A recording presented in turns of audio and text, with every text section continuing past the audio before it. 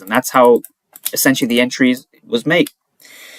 So the entry specifically was at 68.78, so that's going to be somewhere around here, right? So as soon as we broke below the 5-minute range, 68.78, yep, stops just above the 5-minute range or just below, and I was just looking to target the next area, right? So round about here. This was my execution. This is how. Now, I wasn't a fan of the actual price action, so I had to hold through.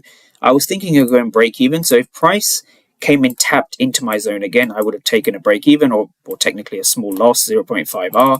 I wasn't happy to hold through 1 break even, 2 break even, technically 3 break evens before we broke. So we had about, let's call it 40, so 940 all the way to 1004. So we had about 1004, call it 1004. So we had about 25 minutes of range, which is obviously not the nicest price action to hold through.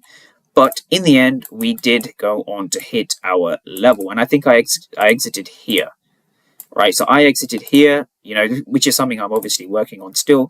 I exit here, and then, of course, the market just melts, right? We completely melt off that zone. So what we're looking at here in summary was a strong supply, right? This is a strong supply. The reason this is a strong supply, one more time to break it down, is we had a key level, right, defined from before the market even opens. We then want to see aggressive buyers.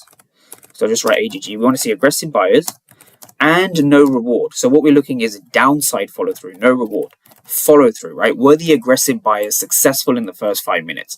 Well, the answer was no, and that's where your execution comes, and you want to hold the trade ideally down to the next level. So this is kind of an overview, a breakdown of how I use footprint charts to catch today's move, down 395 for the day. So that's just a quick overview of how I caught the trade.